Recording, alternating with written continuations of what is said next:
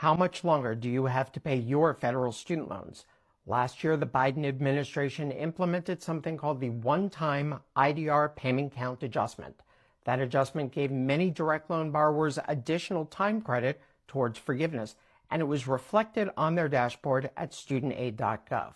But that was removed earlier this year. Now people don't know how much time they have left until they receive forgiveness. But you know me, and I'm going to show you the super secret way to find your payment counts.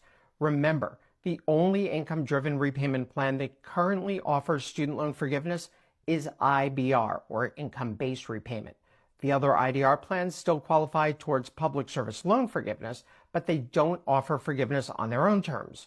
Ready? Let's go. Are at your dashboard at studentaid.gov, and here's where you can find all of the basic information about all of your loans, your public service loan forgiveness applications, your detail for your aid that's currently outstanding.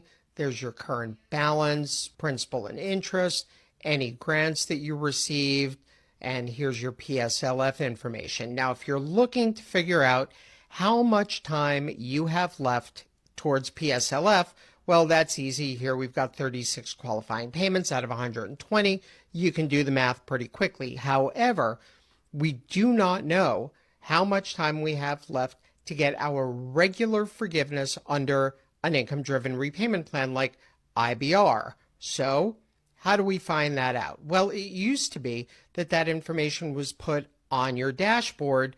There was this little square over here that said how much longer you had to repay. However, the Department of Education took that off the dashboard.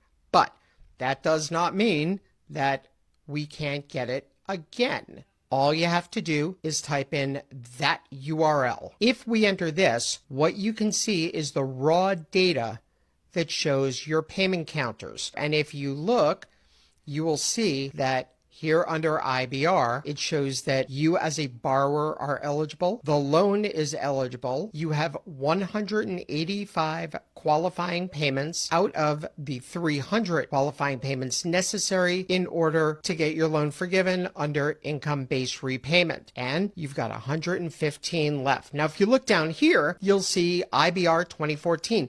That's for people whose first loan was taken out on or after October 1st, 2014. Those folks qualify for IBR with a lower percentage of repayment and a shorter repayment term. But if you see here, borrower eligible, N for no, because this borrower started borrowing before October 1st, 2014. So the borrower's not eligible, the loan's not eligible, therefore none of their payments count towards IBR 2014, which is a 20-year repayment term. That's why 240 required, 240 remaining. But this borrower is not eligible, which is why you've got all the zeros here.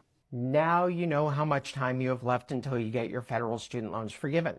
Questions about your federal student loans, your private student loans, or any other debt? As always, you know where to find me.